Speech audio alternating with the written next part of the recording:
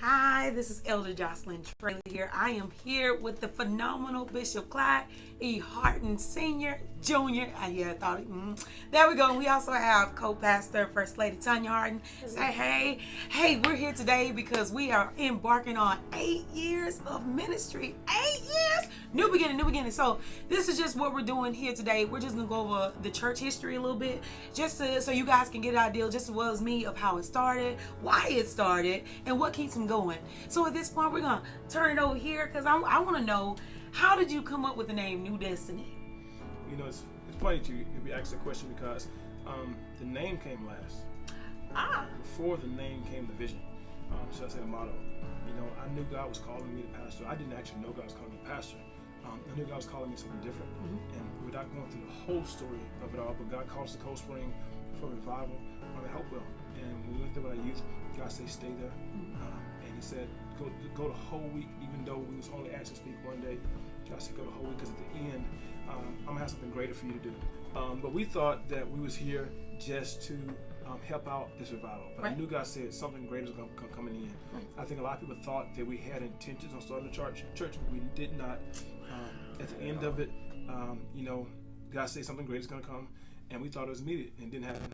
And then we got a phone call to come back to Hopewell to do a week-long revival alongside another minister.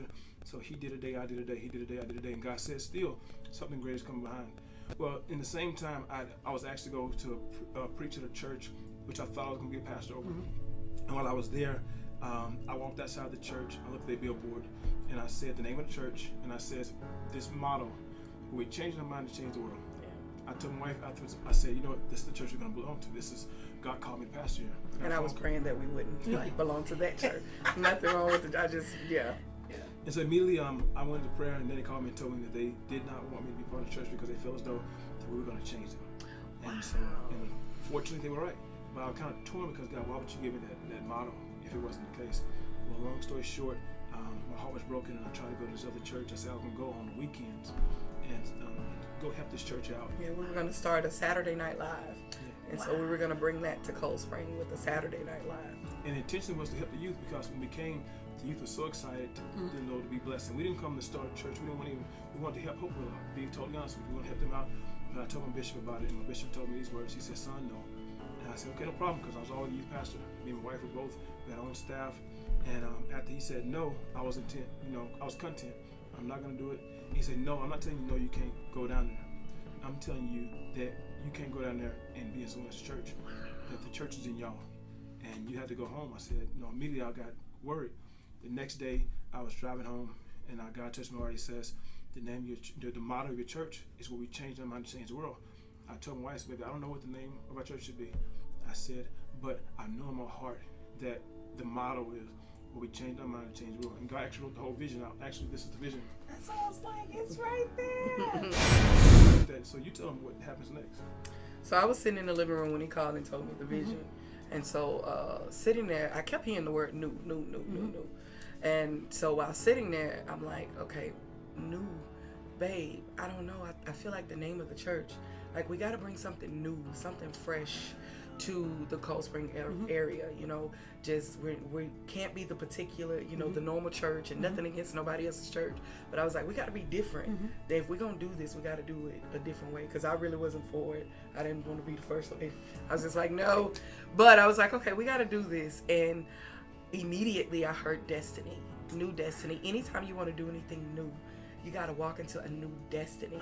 And so we end up naming it New Destiny Fellowship Church. God gave me new destiny. I say this to not just any pastor. I say this to anyone who's co-laboring with their wife. You know, our children had part of me and part of my wife.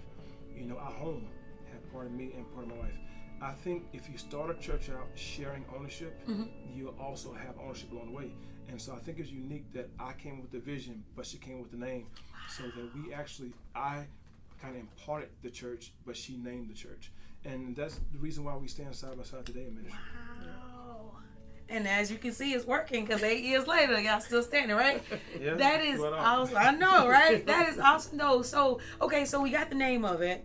So, and your Bishop Woodard, gave you the go-ahead, the blessing to be able to do this. So now, okay, you got the name, you got the vision. Okay, so what's up with the building? Like, I know, you know, did you have the money to do it? Was you even thinking about it? Like, where we going? You know, once again, it's kind of a good story to tell, because, you know, when it was so funny. Well, I'm gonna back up a little bit, because he put one mandate on us the day we left, but about this time, you probably gonna see a picture of me and my wife at the altar on this day. But before then, it was in the bed, and once again, and I really hope pastors watch this, because you gotta realize you have to trust God in your life. We lay in the bed one Saturday, and never forget it. When Bishop gave us a mandate, he said, "Look here, you got, I think it was 12 weeks. I think 12 weeks, probably 4 weeks, 3 months." Yeah, we saw it was June of 2010. So July, August, September. He told us 3 months. by 3 months you gotta. He give me a date when you're gonna Basically, you got to start in 3 months. Yeah, wow. We had 3 months to start from June to September. So, pastors, if I ever push you, and it's because my bishop pushed me. And so when he pushed me, I would never have accomplished what I accomplished if my bishop didn't push and put a mandate on me. And so, and the mandate wasn't just on me. He sat in the room with me and my wife. So first, ladies, listen to this. When I push your husband, I'm going to push you as well, because, you know, the husband can't get pushed without pushing the wife. If you get pushed without pushing the wife, he's going to drag the wife. And so he don't need to drag you. You will help me to him. And so my wife was in the bed one Saturday morning, and she woke up. She said, "Babe, I know where our building is at." And the ironic thing about this is this. She said, "Let's go to Cold Spring today." And I know where the building is at. It's in the shopping center. I said, "Let's go." We hopped in the car with faith. We headed down, but we passed by this location. It was only a cement slab. Yes. I literally stopped, drove up, and looked at it. And it was just a cement slab, no walls, nothing. And I was just like, we don't have the money. Even though when we left, then it was CRM, City Fellowship. When we left, Bishop and Lady Woodard and the CRM family blessed us, you know. Not yet, though. Not yet, We didn't know all that was coming when we were driving bad. down here. They came later. They came with the blessing. It was on our knees. But this day, we're moving on faith. We don't know where the money's coming from. Oh, yeah, because I looked at the cement and said, we can't afford that. Yeah. And so I told us, "Baby, this would be a perfect spot for a church and everything." Right. And so we looked at it, and we looked around. Said, "No," but she said, "I didn't see this. I saw it down the road." I said, "Okay, let's go down the road." And so we get down the road, and we pull up at a shop and say it's completely closed. No one's there. And we drove from Conroe way down here with ambitions to review this building. Right about that time, a girl drives up into the parking lot, and she's late to a baby shower. Yeah. And she said, "Hey, y'all, what's going on?" I said, "We just here viewing the building. We want to rent it for, you know, for a church." And she says, "Well, I tell you what, I got to run to daycare, to baby shower, but let me run here real quick and I can show you." So she shows the building, and you know, long story short, we looked at the building. She saw it, and it was exactly what God told us. But once again, Yeah, we didn't have the money. so we left that day, and we got the phone number to the community center, and you know, and hopefully, like, we'll be showing you a picture of the community center, you know, and we walked to the community center. It was a good start. We both felt my spirit. What did you feel the day we was there? When we walked in the community center, I was just like, God, okay, I know you showed us a shopping center. Like, I know you did, but we have to start somewhere. You know, I tell the women in our church all the time that we're not in a marathon, but we're not in a sprint, but we're in a marathon. So I knew we had to start somewhere, and it was $25 a Sunday. Right. So we was like, yes, we can do that. That works in our budget. And so we started from there in the community center in Cold Spring. We got the carpet cleaned and all that stuff because, you know, I was just like, okay, it got to be nice. Yeah, if we do this, we got to be right.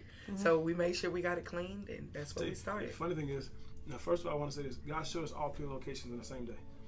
Wow. Right. All 3 locations on the same day. God showed us. Gotcha. Wow, Just backwards. I didn't even think about that. Gotcha. Yeah. The key thing was this here, though. You know, it's the funny thing was we was always faithful with whatever we received. Like co-pastor said, we went in that shopping center, that community center, and we cleaned the floors. We kept it up. Shampoo. And listen, we had church that day the way we have church now. We had a little closet at the community center. It had mops and brooms and cleaning supplies. That was our office, you know. Just we had a little chair and table. And they had a cafeteria. If you know the community center in Cold Spring, that's where we did our marriage counseling in the cafeteria. It's like nothing. Everything that we do now, we did then. Wow. And so we was very faithful with it. And it turned into our church. You know, we were there from we were there 6 September, months. Yeah, September to April. The first Easter was our last Sunday there. And our last Sunday there was packed out, like 100 people. 100 people, and only 60 can fit in the there. community. Yeah. Wow. It was packed out, so we were excited. Yeah. just being faithful over little, he'll make you rulers over. Bishop say that all the time. Yeah. So that's gonna be like, I get it, I understand. Okay, so now you're here, and you're saying your last day there was for Easter. But okay, so let's pause just right there for a moment, though. How did you guys deal with, I know coming into the community, I know coming through this, like, how did you continue doing the willpower of saying, I still have a job to do and stay focused, even though you were coming back here and you had all these seasoned pastors that were here? How did you maintain your balance to say, I'm going to stick to this and I'm not going to worry about this? How did you do that? I wouldn't say that it was actually easy. I would say on my end, it wasn't actually easy because as a woman, we take stuff, full value, right? So we take, if we hear the different rumors of different things, oh, y'all not gonna make it, this not gonna happen. We had all that come. Right. So for us to be able to go through that, and we come from this community, we're from here, and to be exiled out, it was just like, okay, God, you must really be in this thing. Right. So no matter what, we're gonna do us. No matter what, we come here to serve the people. We didn't come here, we're not members of other churches. We're members of New Destiny Fellowship Church. God called us to build this church, not everybody else's church. So if they don't like it, hey, we got to do what we got to do, even though it hurt, even though, of course, all going through all that, but you still got to move forward because there's souls that are important. And the more people, we had people that were unsaved, under church. I'm glad she said that because, when we came to the community, we had to do a couple of things. We had to do self-talk. One thing we used to say, number one, we had to realize who we were called to. And immediately, when we came to Cold Spring, we realized that we were called to the unchurched and the underchurched. And so we wasn't really called to come tear churches down. We wasn't called. My Uncle Lonnie told me these words when he found out we were starting a church. He said, son, don't go fishing in fish tanks. And immediately I knew exactly what he meant. Don't go trying to take members away from other churches. And we were so hard about that till we had some people even go get letters. And we found out later that some people still got in without us knowing. But not just that, we say this statement here. Everybody's not for your destiny. And your destiny for everybody. And so we had to realize some things as we grew. Where it was maybe a little tougher for my wife, I was like in a zone. Yeah. He was laser focused. Like I think any pastor is gonna always be laser focused. Right. It was me saying, we gotta pray. Okay, everybody come. And I think that it's harder now because I'm so deep into it. Till I'm like, darn, I can't give up now. To then, I was in such a, honeymoon stage. So I was just so excited about being married to the church. To where, I look up now. Good. I don't know what happened to the first 3 years. Wow. It's almost like warp speed. And then look back 3 years that happened. I'm like, wow, what we got ourselves into? It's been a journey, but back then it was sweet. It was sweet. Yeah, I will say that it was sweet. It was like people were showing, people were coming up, and I think that's any church that start off, and maybe not, but it was just one of those. It was real, real sweet. Wow. So now you're here. It's Easter. Y'all had over 100 members in this building that can only seat 60. Well, they wasn't members. They just showed up to be able to be. Yeah. But their finances still came through, though, right? That's it. Okay, so that money came through. So what made you say now, okay, this is my last Sunday here? Well, the thing was, it wasn't really Easter Sunday that we made a decision we can do last Sunday. Yeah.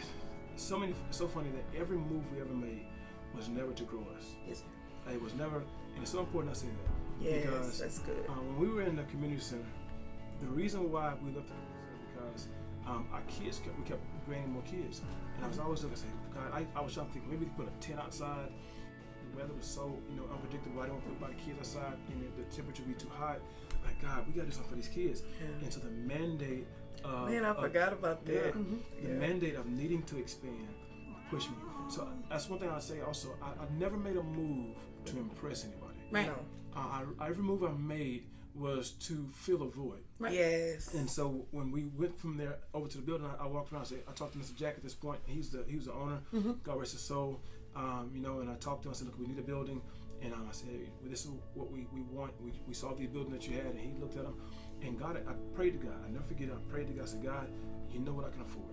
And so I wrote down a piece of paper. I told our CFO at the time was Tamika, and now she's still our CFO now. I said, we're going to go in there. We're going to tell them this is all we can afford. I can't afford because it's $500 a building. We need 2 buildings. I said, all I can afford is $500 right now. I can't afford $1,000 a month. And so went into the building. I told Mr. Jack, I wrote down a piece of paper. I set it to the side. I told him these words. I said, look here, we need a church. And I don't want to compromise, what we have financially. We try to meet where we want to go. Right. I said, so this is all we can afford. I pass it over to him. And remind you, it's the same building that we looked at the first time. Yeah. He opens the paper up and he smiles and looks at his wife. And his wife looks at him and they smile. I'm like, well, they laugh. I'm thinking they're laughing at me. And he says, it's so funny that we were actually talked last night, and we say we didn't want you to just move in, we wanted to actually sow a seed in you monthly for tax write-off. And the difference of the seed was $500. And they wanted to sow $500. Come on, Lord. See, that's a reason to pray. Yes, it is. And so we knew then, a new statement God put in my heart that day is that where there's vision, there's provision. Yeah. Yes, I always provide for you. And so next move we made, we went from, we was in this building once again. We had our kids in a little office, little room, and about the size of this room. And they started growing. We had 20 or 30 kids, maybe 40 kids in this room. And I said, God, we need another building. And by now we had moved up and started paying them $1,000. And I knew we needed another building. And I went to Mr. Jack again. Mr. Jack, we need another building. And he said, no problem. Worked on us another building down the way. So we ended up having 3 buildings. And God made it happen. And so every expansion we ever made was to make more room for what we had. Right. So that's how we made those shifts. It was by faith. Once again, wasn't thinking. I was only thinking about filling the need.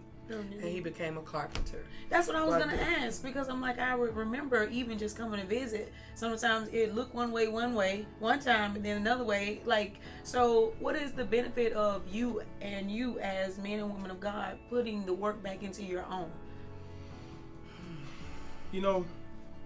I believe at the end of the day, for any man to establish something, I think the amount of work you put into it is the more your heart is in it. Yes.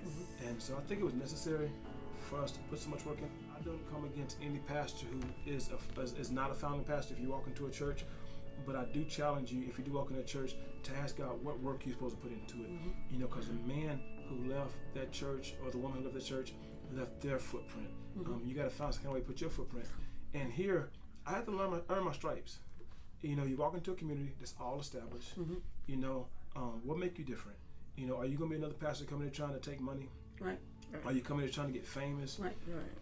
God knew, and my father in the ministry, Bishop Wood, told me last weekend, God has to give us hours in increments. God knew that we had to show ourselves as a worker and need not be ashamed of what he's doing for us. Right. And so we had to put the work in.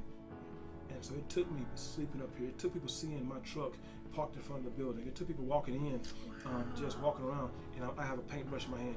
I think it took that for me to earn the validation to be a pastor in this long-standing community where there's great pastors everywhere. What makes me think I'm going to earn the right to pastor beside these pastors? Right. Because to say at least these guys like Pastor Birch, Pastor, Golfney, Bishop Golfney, and then other ones like Pastor Emmett Chambers. These guys have been putting the work in for years. Right. And if me walk right in and I just have something blow up overnight, I wouldn't have gained the respect of the people. And my wife wouldn't have gained the respect because they had to see my wife there, my children there. Right. We worked. Yeah, our girls, they were 2 and 3 and 11, 7, 8, painting walls, putting down. They know how to taper a wall up. We did hammering, nail. I had to get rid of my nails. To be able, it was a lot of sweeping. It was a lot of, we put the work in. We would stay with air mattresses at the church to take care of helping him so that he wouldn't be wore out in ministry. And I encourage any pastor's wife, you got to do it together. And I think the people seeing that we were a team in this together, like he wasn't up here by himself. It was me and the girls here with him, helping whatever he needed, making sure he had drink, food, or whoever was helping with him. We made sure that we were there. And the people need to see that it's just not the pastor working, but it's the pastor, his wife, and their children that's putting it in all together. And we got to give, at the ribbon cutting, we didn't care if you held a dustpan. Right. We don't care if you brought some water. We didn't care if you just came in and just spent 2 hours just talking to us. If you had a hand in helping us out any way at all, we gave them a chance to cut the ribbon. I think we had maybe 50 different opportunities to ribbons to be cut. Yes. Because we kind of wrapped. Because people would bring us food while we were here. It was so, the church alone, I think it built New Destiny to become a team, to see, okay, they not going nowhere. Right. They going to be here. So let's help them. So, yeah. It's so important now doing our new members orientation, our Kingdom Building course, last year, to always show the video. Right. Because I think the new members forget, or they don't have the appreciation of where we come from. And so we show the journey of where we come from. And it's been a journey. It's been a journey. Man, I'm like, I'm sitting over here like, man, more power to you, bless you. Because, you know, many are called to it. I just, you know me. So in that aspect, okay, so now you're here and, okay, you're in the shopping strip now. So in that part of, okay, I know 9 times out of 10, I know this was the first stop originally. But at the same time, when you were over there, what made you say at this point, okay, now it's time to leave there? I'm gonna answer this one because I had no intention on leaving there. None. What? We were set. We wanted to buy the whole strip. Yeah, not that I want to just be in this small building. God put it in my heart. You know, sometimes God got to tie your hands up in one place so He can work on another place. So what happens is we put our hands in something that is not for us yet, and God tied me up over at the building. You know, like co-pastor said, my mind was set on. I told Jack, we're gonna own all this strip. Yeah. Wow. I said we're gonna turn that building into a school. You know, and there's nothing wrong with having vision. Right. There's nothing wrong with having vision. Also, when God come around and change the vision, but at least have vision first before He can change it. We were minding our business. We wasn't bothering anybody. I was working on a building. I just walked into the New Year church, building cabinets, building walls, painting walls. I'll never forget it. I was sitting on the sidewalk, and Sister Tamisha Williams pulled up. And I was talking to her, and I was talking to maybe Brother Brian, and I was building my first cabinet. I was proud of that cabinet too. I went to leave, and asked me if I take my cabinet with me. He said, "No, you gotta leave that cabinet here." Oh. And I told him, I said, "It'd be funny if I complete this cabinet and God move us all the way from here." Yeah. I said that jokingly. About 2 weeks later, I'm sitting at home minding my business. Yes. Man. My heater just went out at the house, and I was at home on reason because my heater went out. It was cold at the house, and I got a phone call from the pastor who had erected the walls of this building. So I kind of ruled ourselves out. This pastor come back to this building Because somebody had already had this building. Right. So we were just like, oh, okay, that ain't for us. That ain't for us. No. He built the walls up, and they was actually having church in an empty building, an empty place they having church in. And he called me. He said, "No, I got a church I want you to have." He said, "God told me to shut my church down." And he said that this is something I want to bring to you because I believe that God's moving in your ministry. I want to pass it over to you. Obviously, he wasn't giving it to me. And he said, the man who owns the building, he lives in another state. You know, I'm thinking to myself, God, I can't afford this. I can't build this building out. You know, we got a comfortable place. And I said these words, and this is kind of a leader I have. And he don't answer his phone all the time. And I said, God, if this building is for me, have Bishop would answer his phone when I call him. And so, you know, kind of pause and put this in here. I never made a move when I called him a bishop first. Right. Because I wanted him to always know that I honored him and I honored his words. And if he told me no, it was no. You know, I wasn't such a man until I couldn't be a child. Right. And so I asked him, I said, Bishop, I said, Bishop answers his phone. I know this is God. Well, Bishop answered the phone and said, son, I can't talk right now. Can I call you right back? I said, that's all I needed, Bishop. That's all I needed. And so I told my wife, I said, God wants us to have a building, and Bishop called me right back. And about 10 minutes later, I told him about it, and he said, yeah, I see nothing bad about it. And so we didn't tell the church about it right away. We did some negotiating, we did some praying, and God worked it out. Like I said, I say every move I made was to make our church bigger, make it better for what we needed for our children or whatever. But this one here was something laid in our lap. And so, was it needed? Maybe not. But did Peter supposed to walk on water? Maybe not. But he saw God passing by, and I didn't want to lose his opportunity. Right. So he walked out on the water. Yeah. And so that's good. this opportunity passed by. Wow. And every now and then God give you them dream shifting moments. And if your faith is so small that you stay in your last vision where you don't shift to your next dream, that's your own fault. And so that was a dream shifting moment, and God made this move, and 8 years later, could we afford it? No. 8 years later, God has paid the bills month in, month out. Yes. And so we made a move to put a building on the back, and it hadn't been completed yet, but I don't think we missed God. God has everything for a reason. So it was a shift over here. And I would say this, I want to add this to it, is that when we did come, and it was just like the building that we left, it was Easter, but we came into this building on Easter, on an Easter Sunday. Easter Sunday. On an Easter Sunday. Yeah, we came right into this building, and the amazing thing to watch was that we had no air, no restroom, nothing but concrete, but the people showed up. Yeah. And it was packed to capacity. It's so funny that I called the school, and we've always had a problem with the school here. In most towns, you can start a church in the school, right? And it won't be no problem. Here in this community, no, it was absolutely not. And reasons why, I don't know. But I'm glad God never let us get into the school, because I think we got complacent and got comfortable. But we tried to get to school for Easter Sunday, and I called them up. I said, hey, can we do Easter there? And at first they told me yeah, but in the end they told me no. And it's kind of let me stuck, because I've been advertising we're going to have this big service. I said, baby, we don't have any air. We'll have no running water. I said, all we got is electricity. And we didn't have no carpet. Our stage is wood. And we had almost 300 people show up to that service. Wow. We did our first denim and white Easter celebration. In the restaurant, they would let our members use the bathroom at the restaurant. We had these big, huge, commercial fans around, and no one complained. Nobody. Wow. So that's our journey here. Man, so now that you're here, and now that the work, and now that the labor, and now that you're seeing it, like, how do you feel at this moment making it to 8 years? This is where it's been work. I would love to tell every pastor that it's been a fairy tale story all the way. We've had a journey. Pastoring has to be a call.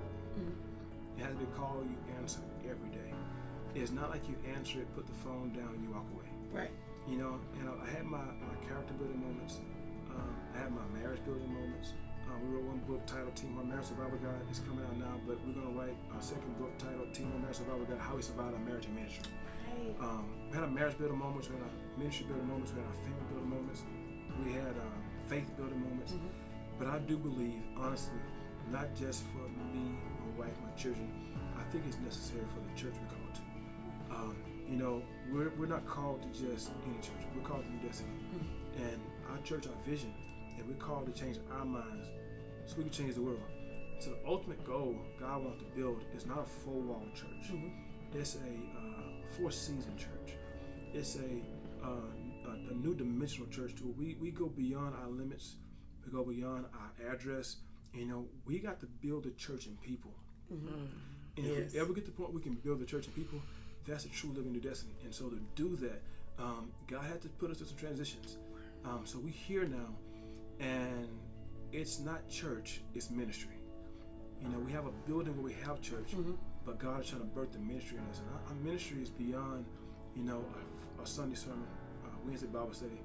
Our ministry is it's an area. God told Bishop Woodard years ago that we're called to this region. So he has to find a way to transform us to be regionally effective and not just a church effective. That makes sense. It does. So co-pastor, like, how do you feel at this point, being here and you coming from a person that didn't deal with women to now where you're like, I've learned how to love, inspire love. Like, I would say in the beginning, being a pastor's wife in the beginning, it was his church, and that's just being honest. It was his church, and I just showed up to help out. But later on, I would say after the 3 years that he said that passed by, those were the 3 years of hell for me. Because it was a lot, brand new to this, fresh to this. But I can say now, I love what I do. I love the way, it doesn't matter what they do, what they say, that don't even matter to me. I love what I do. I love to see the transformation. It's like I tell people all the time, and I wrote in my book, Inspiring Your Pain, is that I have the best seat in the house. I get an opportunity to watch those women that walk in that are different, those men that walk in that are not, where they really want to be, but then I watch them transform. It's like me sitting back watching the caterpillars come in and they transform into these beautiful butterflies, and that's amazing for me. So 8 years is great, like, for me. Like, now I'm looking, and it's like, no matter what, like, we in this for life. Like, we're in it for life. Like, this is I it. like that. We are so in it for life. Like, I love what I do. Do we have our ups and downs? Ministry it takes work. Like we say, marriage take work. It take work in ministry. And being focused on what God called us to do, and making sure that we're in the vein and in the need of what is needed for New Destiny in that time and in that season. So always seeking God. It just makes your relationship better, keeps us accountable, so that when we get to heaven, we can say, God, we did what you said to do. Can I get in? So it's one of those, like, we're in this. And I wouldn't want to do this with nobody else. but him. And I know you hear people say that all the time. This for real. That's for real. Like, I wouldn't want to do this with nobody else but him. He's an amazing pastor. He's taught me so much. When I want to act a fool, he reminds me. He doesn't do it in front of everybody, but he does it in a respectful way that keeps me in line. So he's like my pillow, that pillar that keeps me up to say, we in this together. One thing about it, we can do it together, and I love it.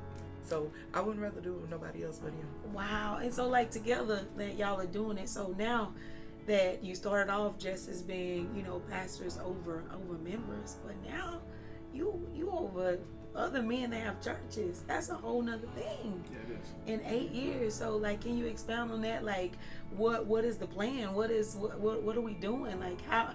That's a lot on your show. Like, how are you? You know, once again, most of our major moves have been to meet a need. And so one thing I could say that what happened was, you know, we talk about the ups and downs. We talk about the marriage building moments. We talk about the ministry building moments. We talk about the faith building moments. You know, and ironically, throughout all that, I took notes. And I'll tell you about it. Literally. Yeah, he took notes. I wrote down, I saved everything. I didn't give it any document. I didn't give it any process. And not knowing that I was building an infrastructure. I was building an archive. And I like to utilize that better. God had me to take notes, and I challenge anybody now, you know, when you're going through, take notes. That's what Paul did. That's what, you know, James and John and, you know, all those who have biblical scriptures, they just took notes. And ironically, when you take notes, God can use those notes. And so I found out later, you know, my bishop called me to be an overseer, and I did that. I served diligently, but I had all this archive just there that everybody in the fellowship didn't need. You know, I had this this is the thing, and I thank you, Holy Ghost, for even bringing this up. I had this archive information that all the pastors in the fellowship didn't need. You know, and I felt bad for sharing because I was so excited about this, and not knocking anybody in the fellowship, but you have pastors, like great pastors, like Pastor Vern Cooper has a well-established ministry. You know, pastors, you know, in the fellowship, like Pastor Suffin has a well-established ministry. These guys are the things that they need, Bishop Woodard had. Right. The things that I had, Pastor Hines needed. Got you know, things that I had, Pastor Davis needed. Right. Things that I had, other pastors needed. And I found myself serving food to people who was already full. Ah, that's good. And so I felt so incomplete when I brought this full plate. You know, me, I love to cook. And the worst thing I want to do is bring a plate to someone who don't eat it. But I can't expect someone to eat from something they already ate. My God, why would you give me this menu of food that you make me so passionate to serve, but yet I don't have no one to serve it to? And I would begin to see pastors who I could help, but they didn't want it.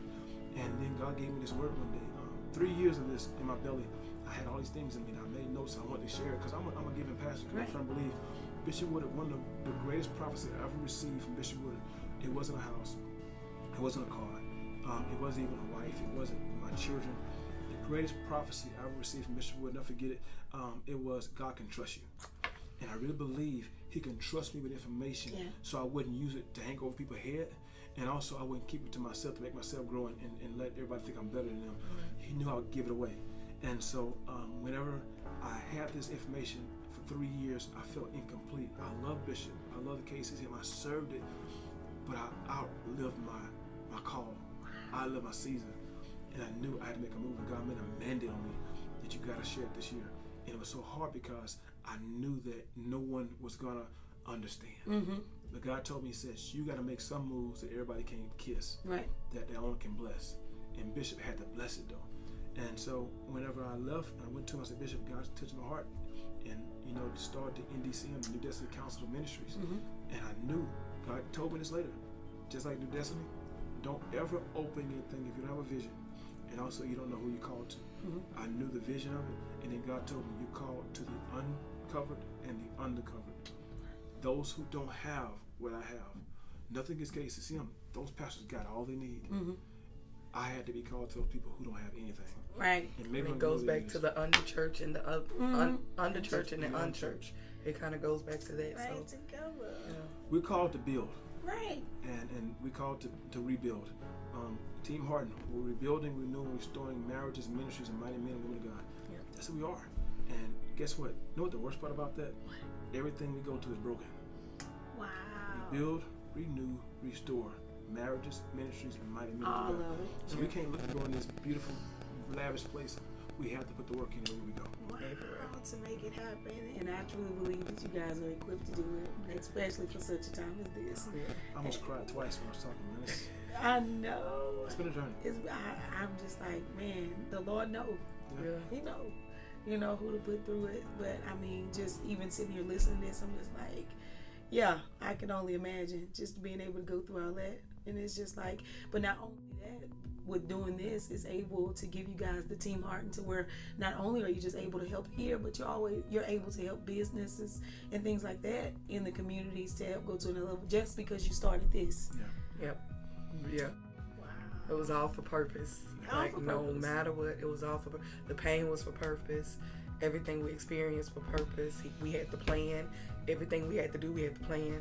And it's all for purpose. It's like we had to do it. And now looking at it, it's like, God, but nobody get glory but Him. That's it. Like, when we look back at it, there's nothing we can say that was just the build. Even though the building was given to us, but it was a God kind of way. We didn't even go into details Right. about how we didn't pay a dime Right. to put up a None of wall. Another I would pay for was paint. It wasn't none but God. God opened doors, and we were the ones that said, if you're gonna use somebody, use us. I think We'll the most do it. rewarding thing behind it is, it's one thing to see marriages fixed. It's one thing to see, ministries birthed out of this. It's one thing to see ministers develop like yourself. But you won't believe what's the most rewarding thing I've been noticing. What is? How God has touched my children. Yeah. Oh. Here lately, I've seen my You're babies gonna make me cry. birth into a new level that we didn't push them. We always told them they're going to show up because we're here, but we didn't overpush them. And to see my oldest, worshiping on the praise team. To see my middle girl, God touched her heart to let us know she's going to be the next assistant youth pastor of this church. God did look touch Madison and show the servitude of Madison. And that Madison wants piano. She wants, Wow. yeah, she want to learn how to, and she's inclined. Like she gets on quick yes, too. yes. That is awesome. And they love it. We don't push them. They love being here. So to see that I didn't lose my kids in this journey, Yes. that's unrewarding. See, I didn't lose my marriage. in this journey. Not saying we didn't almost lose our kids. Not Yeah. saying that we didn't almost Lose lose our our marriage. marriage. Not saying that we didn't want to give up. All of those things played a part of it, and you'll hear it in our book, Yeah. Marriage Surviving Ministry, because we literally had to learn how to survive and make sure that get your mind right. Your kids, Right. you're leaving your kids behind. Make sure you start spending time with them. Finding that one-on-one time to spend with them. Yes. It's important. So, this has been our journey. I don't know if the time is probably far spent, but it's just that it's a journey and new destiny. I want you to know that each one of you has been the purpose for it all. If you want to find out where you fall, we talked about the ministry, we talked about the building, we talked about the marriage, we talked about Bishop Woodard, but where's new destiny? You're the fuel. Yes. We wouldn't have had a reason Come on, to do Bishop. any of this if it wasn't for you. From the time we started this, you were the original fuel. There would never been a Team Heart Marriage Survivor Guide if it wasn't for a new destiny. There would never be an NDCM if it wasn't for a new destiny. It would never be this address. It would never be, even the A video new watching. building. Yeah. New everything. It wouldn't be if it wasn't for New Destiny. So don't ever think that you're lost in the sauce. Don't ever think it. Just know you're the main ingredient in the whole entire pot. Oh, high five. And so I want you to know that. So when we elevate, you elevate. And now we have another ingredient in the pot called the NDCM. It's not another pot. It's all in one pot. I didn't want to create a fellowship outside of our church. I want to bring in brothers and sisters. Pastor Davis is a new brother of yours. Lady Davis is a new brother of yours. Pastor Hines was always a brother of yours. Lady Hines was always a sister of yours. We want to bring in new family that become part of who we are. But New Destiny, don't you ever think that when we write a book, it's not because of you. Yes. Can I tell you, every chapter of that book is because of you? Yes. And my wife wrote The Power and Pain. Unfortunately, you were part of the pain. So it wouldn't have been a pain book if it wasn't for a pain point. Right. But remember, for every pain point, there was a power. So it wouldn't be power if it wasn't for you either. And then it was learning lessons that we had to learn through you, through us, everything. We're not perfect. We have made mistakes, and we always in the moment of apologizing for our mistakes because we're human. I think Elder Trey want to say, but I want to say thank you for every member who started with us in the community center. And you've seen the up, the down, the in, the out, the over and under. I thank you for outliving the worst part of us and lasting for the greater part of us. Oh, I want to say thank you. And I Thank you. believe that the man you see now, the woman you see now, the church you see now is not the church you seen 8 years ago. Yeah. And I'm gonna say it's not gonna be the church you're gonna see 8 years ago. Awesome. That is awesome. Well, those are all the questions that I had, and it's been great sitting here. And so, guys, I say you heard it here first. New Destiny Fellowship Church, the journey of where it started to where they are now. 8 years strong and ready to go 8 more years stronger. So it's a fresh start. So let's make it happen. Thank you for tuning in.